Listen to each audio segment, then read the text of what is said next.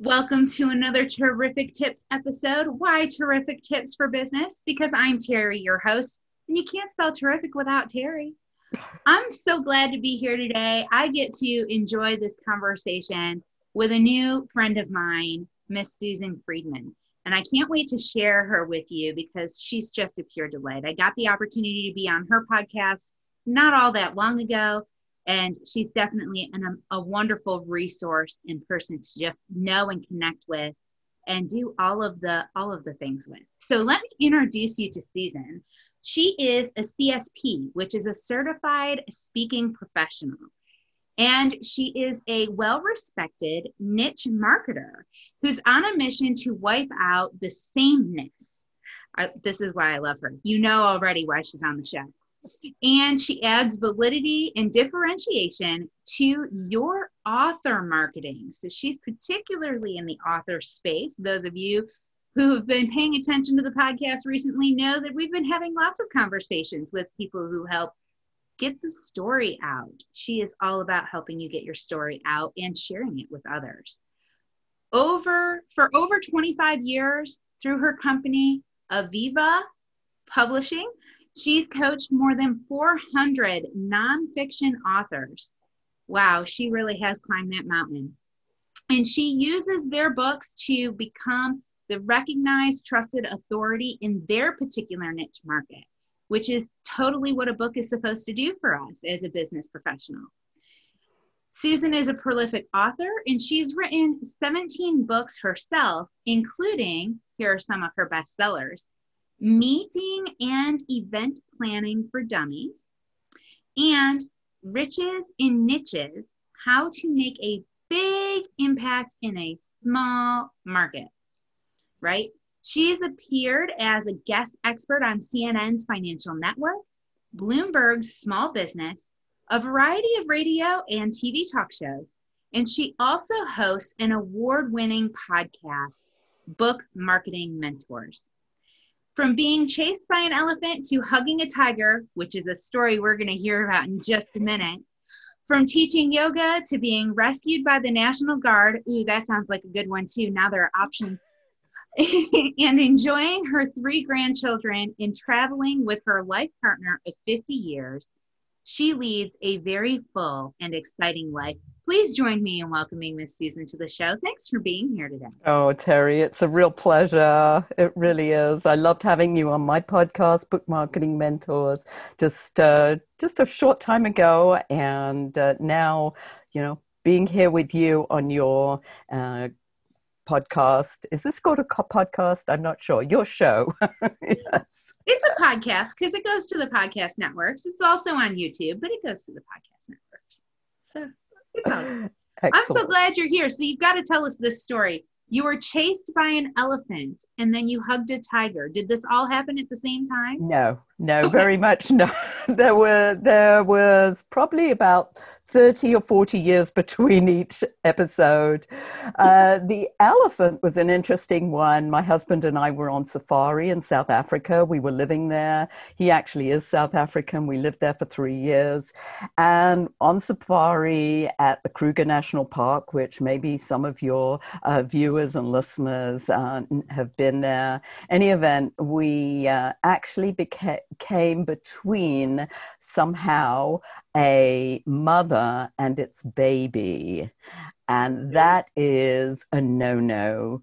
We're in this little mini minor, which again, anybody who knows cars knows how small this is. So the elephant looked even bigger than it really is. And, mother elephants get very excited if you come between them and their baby. And we drove like lightning to get out of there. I would imagine you'd have to, because their steps are really big steps. So you'd have to drive pretty fast to get away from that. Yeah, don't come between a mama and her baby, anything. Not at all. Not at all. Yes. You lived in Africa for 3 years? Is that what you said? We lived in South Africa for 3 years, yes. And it was an amazing experience. It's a gorgeous country.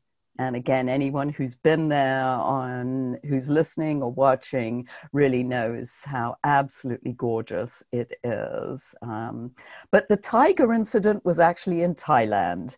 A few years ago, I was in Thailand working with a nonprofit organization I'm very involved with.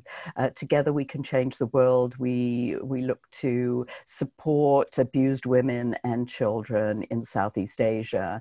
Any event, I was there with some friends, and there's a tiger refuge, and you can go in and be with tigers of different sizes. Of course, everybody wants to be with the babies because they're so cute, but the line for that was so long. So my friend and I decided we'll go for the medium-sized tiger.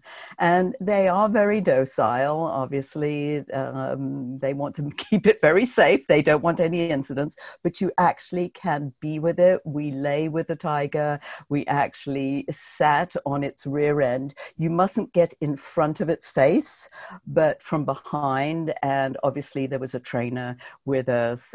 It is a tourist hangout, but I tell you what, it was an amazing, amazing experience. They are such gorgeous animals. I'm just totally in love with them. So I would say I definitely don't recommend trying to lay with a tiger or hug a tiger in real life unless you have it secured in some way. Yes, yeah. I mean, it wasn't secured down. It was just docile. Right. And but they had trainers, and like it was a reserve. Like they yes, had set up. I think it was born in captivity. I'm not sure for sure, but I mean,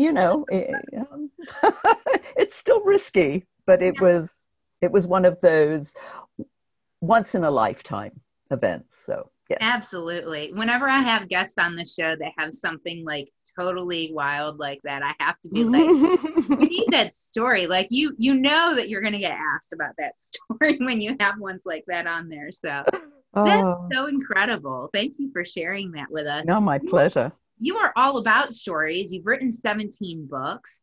Stories are kind of your thing, right? Well, funny you should say that, because for many years, I believed that I didn't have any stories. My writing style is very much down to earth, tips and techniques, the meeting and event planning for dummies. I've also written the Complete Idiot's Guide to Target Marketing. And that style of writing is very much tips and techniques, the 6 ways to do that, the 20 ways to do this. And I love that kind of writing. I'll produce tip sheets out the wazoo. I'll produce checklists out the wazoo.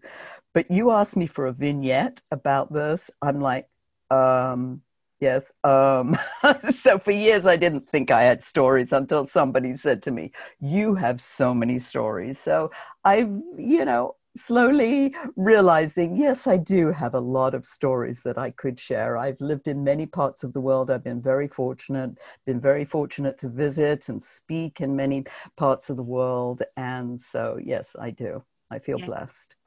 That's so cool. That's so cool. So when you were writing the book, Meetings and Event Planning for Dummies, what was one you want to see it? Fantastic. What's one of the biggest challenges that you're helping people overcome with that? Well, this particular one I wrote because I actually specialized in the trade show market at the time. And I actually wanted to write a book. I wanted a meeting and event.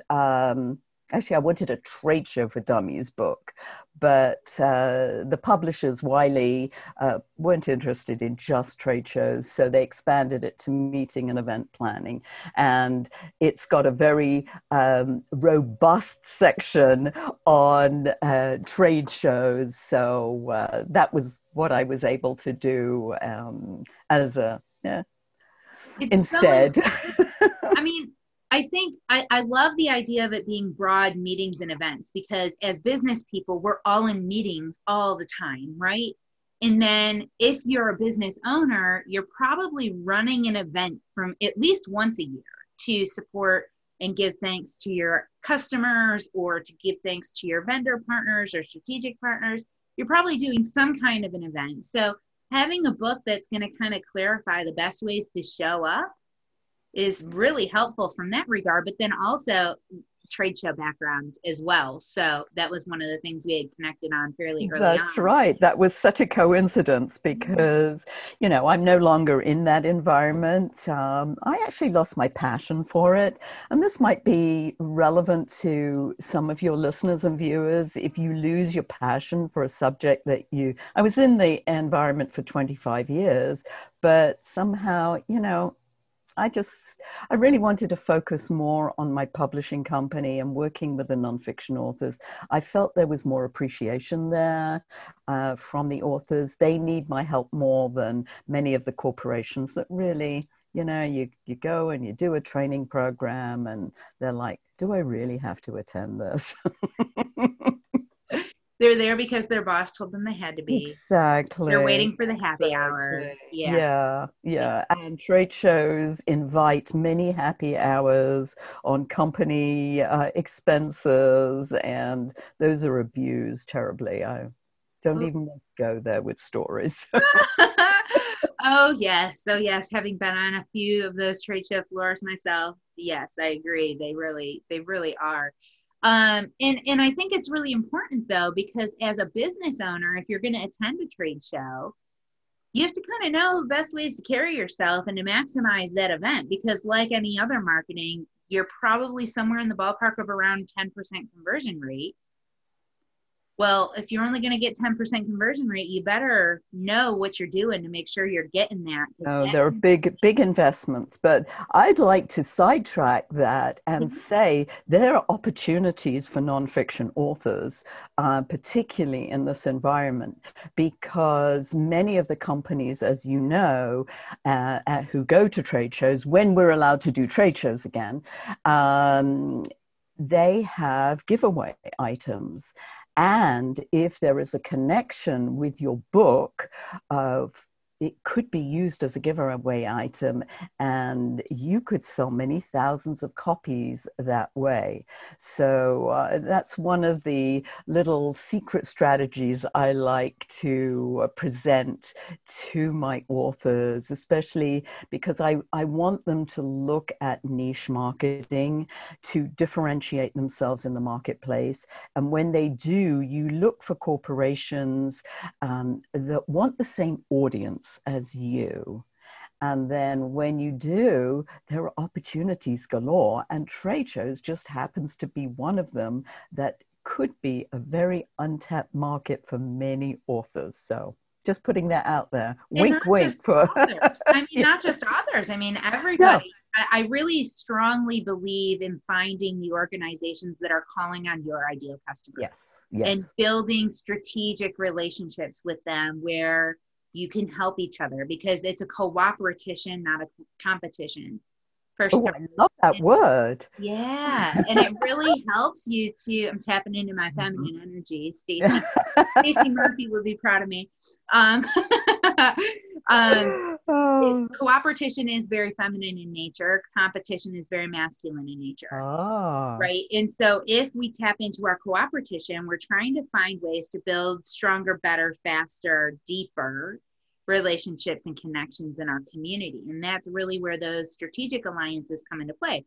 But you have to know who your client is. Very much so. That's at the core of everything, is to really know and understand who wants to hear what, or needs to hear as well, what you have to offer. Everybody's got this message, and obviously if you've written a book, there's a message deep down there. Well, who needs that?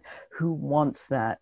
Who can benefit most from that? And really getting to that target audience is crucial, and that helps to differentiate yourself from the crowd, because so many people, and I know you've seen this many times over, Terry, is that, oh, I know somebody, they've got their book a bestseller on Amazon and they're doing this and this and this, and everybody's doing the same thing. And it's like, yes, that's great, but what else? There's more out there. And I always think if everybody's zigging, you need to zag. So, and funnily enough, that's the image on the Riches and Niches book, is like the fish going in the opposite direction when everybody else is going in one way. So the riches and niches. So there is definitely riches in those niches.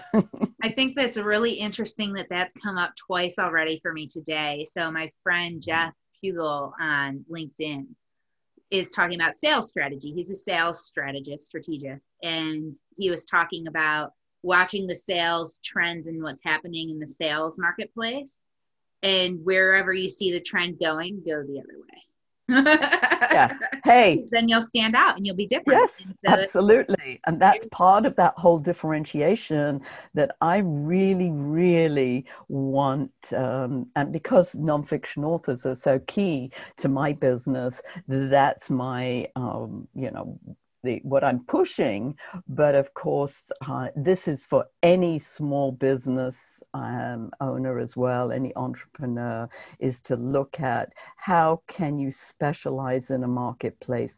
How can you differentiate? You've got less competition. You're going to get far more visibility. You're going to, in fact, actually be able to charge more, because when you're sort of one of the only games in town, or the only game in town, then people are willing to pay for that differentiation, that specialization. Absolutely. And I would say, even in this marketplace where we are right now, I know we're in some really weird times and will be for a little while. I think there are still virtual trade shows that are happening. Oh, yeah. There's still the opportunity to develop those strategic relationships. So don't hold out and wait and say, oh, trade shows aren't happening, so I can't do it right now.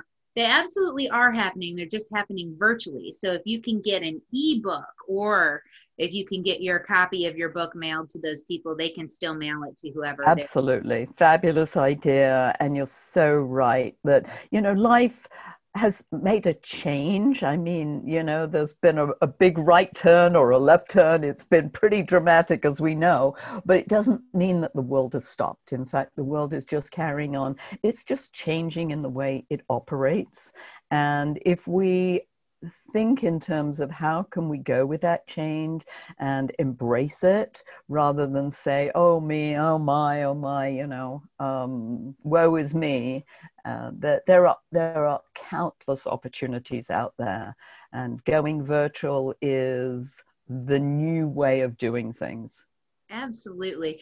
I know a lot of people are like, oh, they're talking about Zoom meetings. I can't do any more Zoom meetings. Mm-hmm. But it really is a great way to connect in face-to-face format while being able to see everybody's smile, because you can meet face-to-face, but you're hiding behind a mask. And I know. It's like I go to the supermarket and I don't recognize people, and they're saying hello to me, and I'm like, who are you? And then I have to really look and say, oh, yes, hi, how are you? Exactly. So what's one of the biggest challenges that you found, because you've been in this publishing business for a long time, helping nonfiction authors? What was one of the biggest challenges that you found in finding your own niche and then helping them? Well, finding my own niche, it did take a while. I must admit, especially when I decided on the trade show industry, and then looking at what I was going to do in that industry, which was to educate the exhibitors. I felt that nobody was doing this, and this was a great opportunity.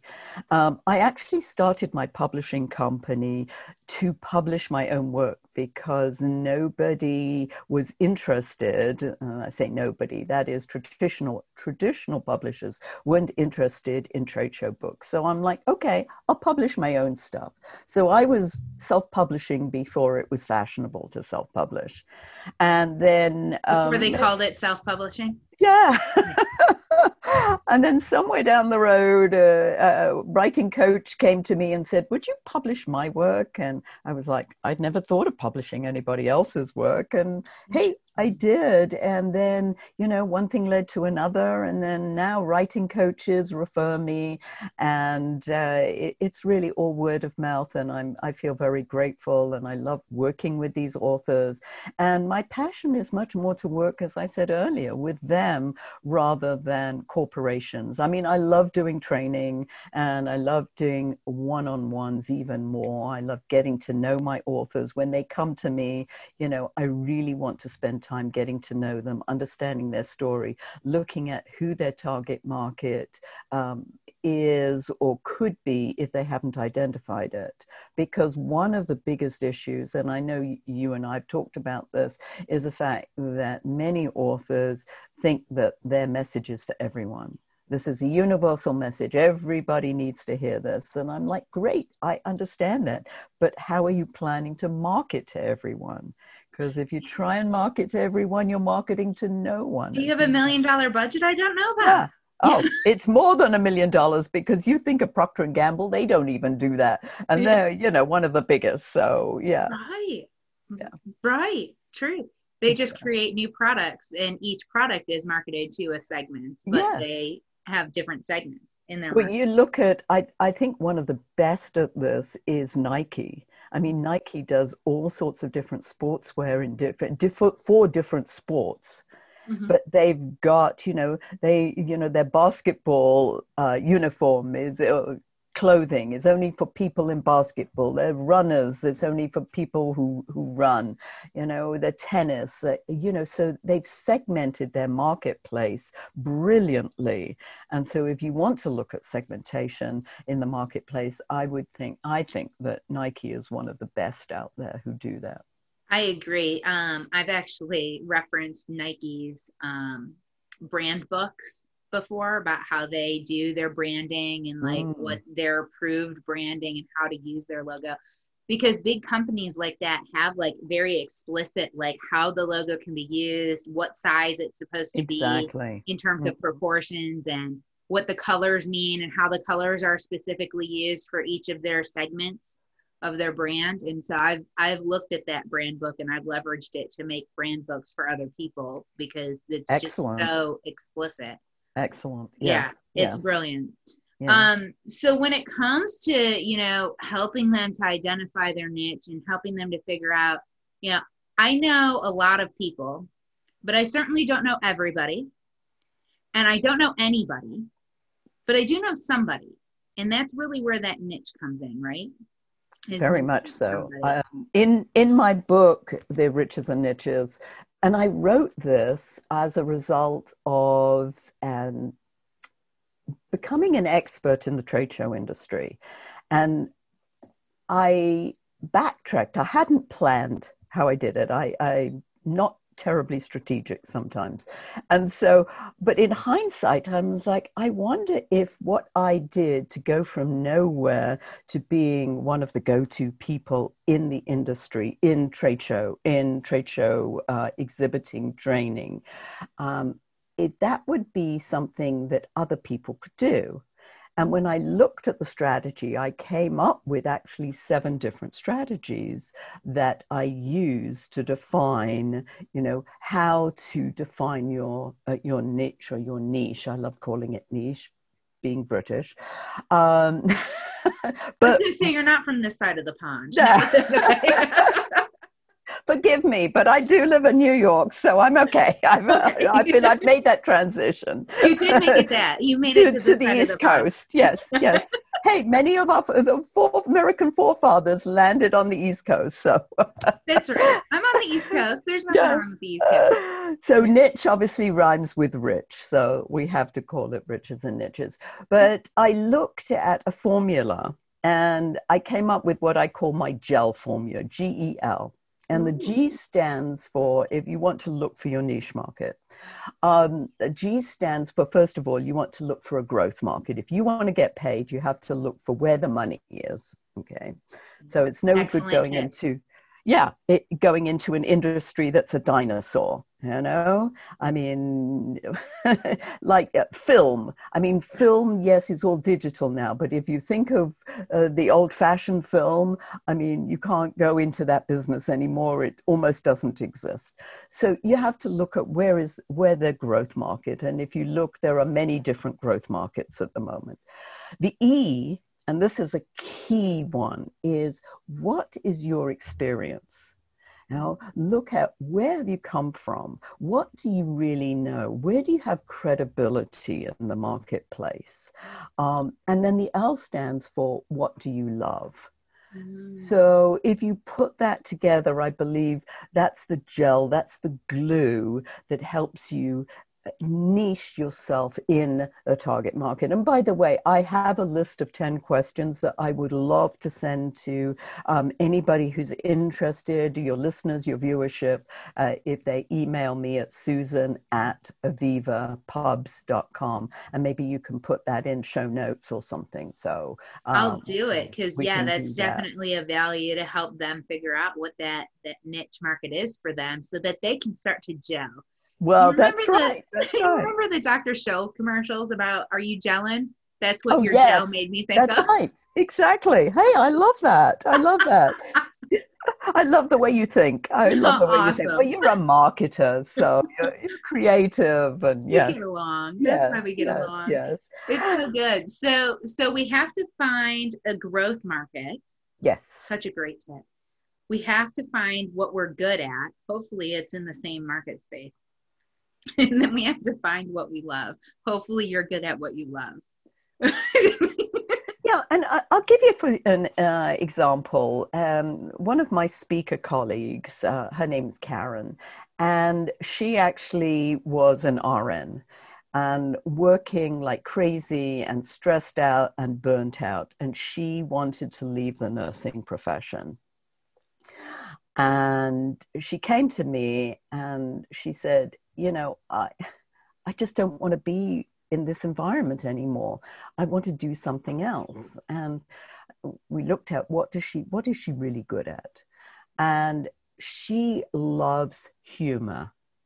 And so we looked at, hey, you've got the credibility in the marketplace, in the nursing environment. You love humor. They need humor to get them through the tough times. Of course, now even more than ever, and I know her business is just like skyrocketing.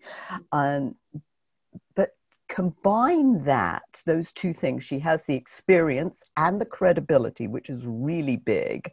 So she's been in their shoes. She's walked in their moccasins, as they say. Quite literally, yeah. Literally, she knows, and they know she knows because she can just relate to everything they are going through. And so her ability to help de-stress them and just give them some hope and just help them to relax a little bit is invaluable. And so she gets hired by conventions and does workshops for different healthcare organizations because what she offers is needed. And of course, she loves what she does and she can capitalize on it. And of course, healthcare, in fact, is one of the growth markets. Oh, yeah. Healthcare and IT are probably the two spaces that you can be in that are always going to be needed. As long as we have humans, we need healthcare. And as long as we have technology, we need IT. And I don't think either are leaving this world anytime soon. No, and if you combine the two, you've got biotech. And biotech is huge. Huge. Yes, exactly. But humor is such a good point. And that's something else that I think is a great tip in that we need stress relief. And humor is a great way to do stress relief. I used to work in a dental office and the doctor's laugh was contagious. And I'm dental phobic myself. I actually went to him because he does sedation dentistry. And so I'm like, I don't care what you do, as long as I don't know what you're doing. Like, I don't know. But if I can feel anything, I will not be happy. But his laugh is contagious. And he's one of those like encyclopedias. Like he has all of the world's knowledge in his head. and he'll be like laughing or talking. And I distinctly remember sitting up at the front desk, and I could hear him laughing in the very back of the building somewhere with somebody. And I would just start laughing. And people at the front desk thought I was crazy. Like, what's going on right now? But you can laugh or you can cry. That's right. Like, and the stress relief is going to be the same either way. But at the end of the day, isn't it more fun to laugh? Absolutely. So it's awesome that she found her niche in helping these healthcare professionals find humor.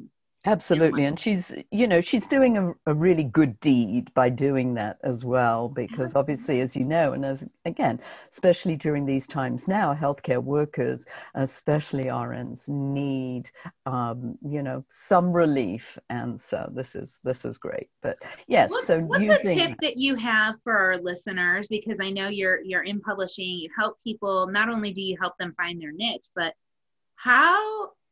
what's one of the biggest challenges with getting the book out? Like, how do they even start? Maybe they know they have a story, but they don't know where to start. Is again, and I hate to sound like a stuck record, find that niche market and then look at and do some market research. Obviously, there's going to be market research involved, and look at the challenges that they face.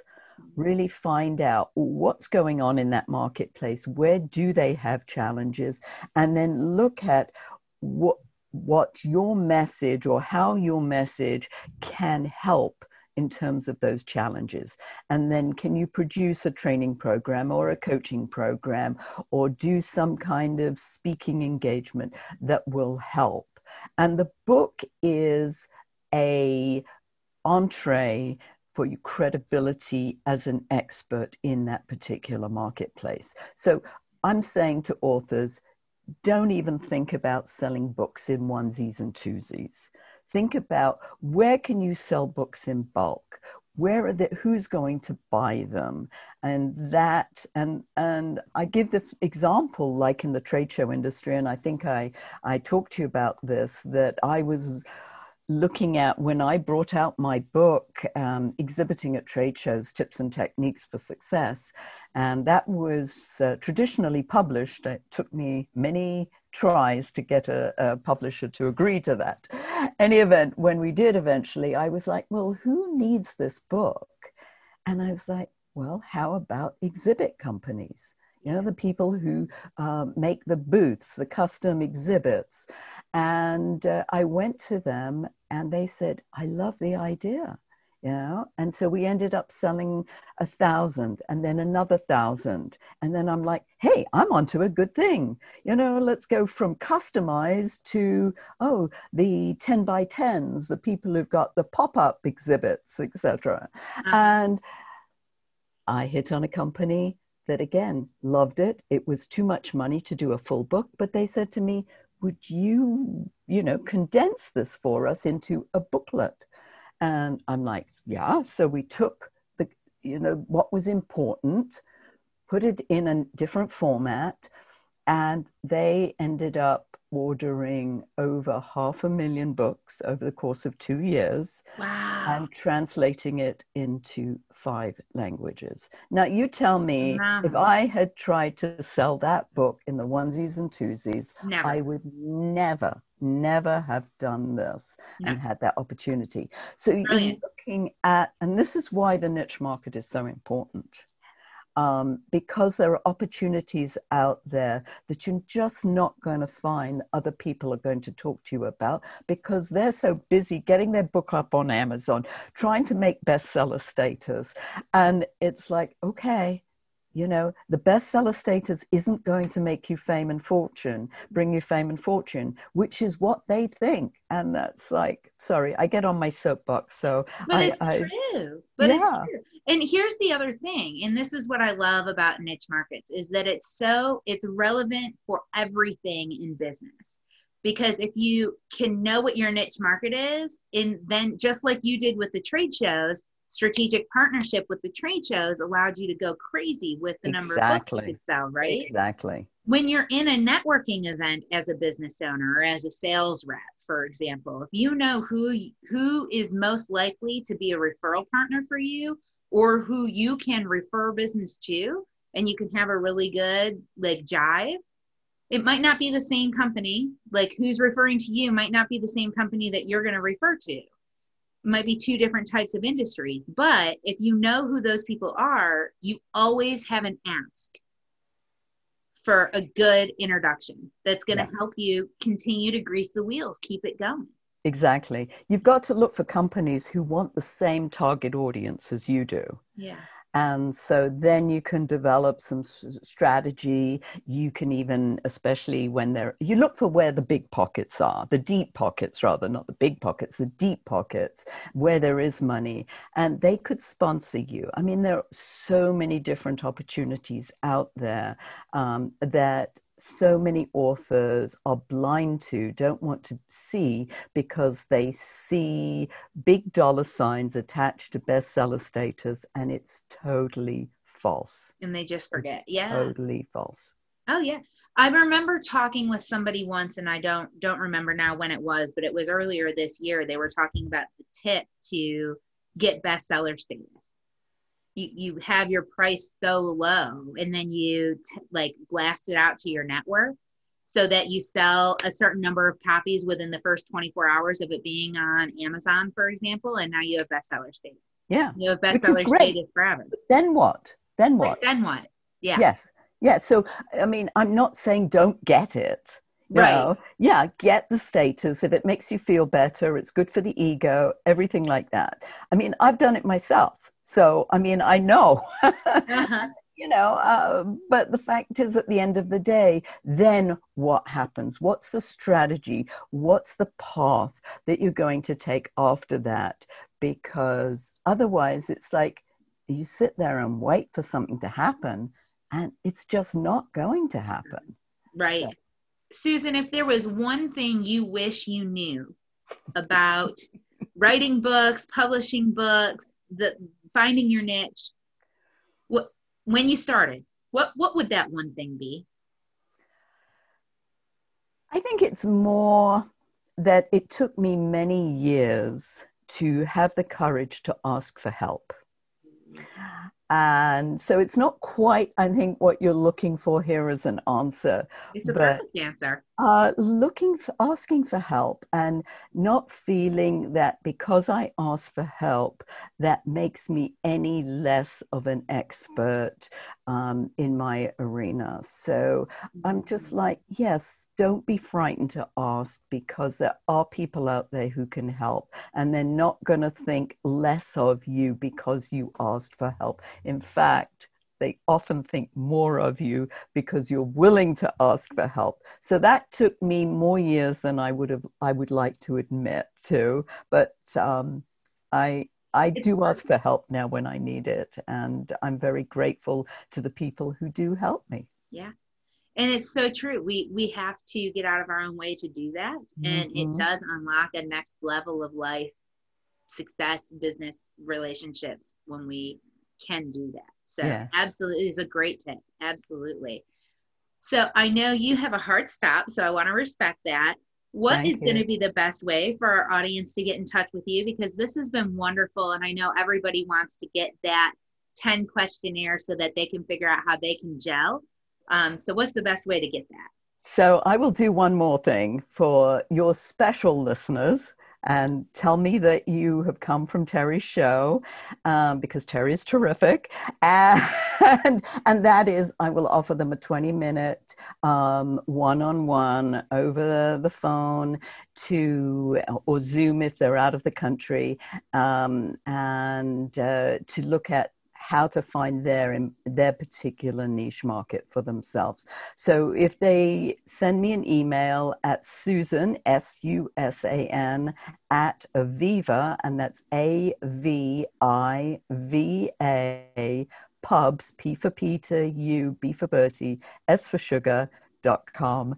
And I would be more than happy to send them a link to set up a meeting. And then, of course, those people who just want the 10 tips, that's it. And I'm not trying to sell anybody anything. It's just, I want people on the right path to start with. Well, and we like to connect, and that's what it's all about, is building those connections. And if you can be a resource for them, awesome. I do want to Absolutely. also add that if you're hearing heavy breathing right now, it is not me. It is my dog who is laying next to me snoring. So for those of you in the audio that's like, why is she snoring in this woman's ear? It is not me. It's my dog. That's hysterical. That's the She first time I've heard that one. she insists on laying right next to me. Of course. There And she that's is, the best place. Oh, I love it. What's her sound name? asleep. What's her name? It's Sasha. Sasha. That's Yep. wonderful. So she makes an audio appearance in almost all of my podcasts. Of course she does. Of course she does. Susan, this has been absolutely wonderful. Thank My you so much pleasure. for the additional special gifts. So everybody listening, if you want to take advantage of just learning more about finding your niche, definitely mention this podcast when you email Miss Susan, and she will honor that 20-minute gift to you to help you hone that in, because that's such a critical key component to success for your business, for your book, for your life. Thank you so much for tuning My in. pleasure. And Thank you. I appreciate you being here. Till next time, everybody.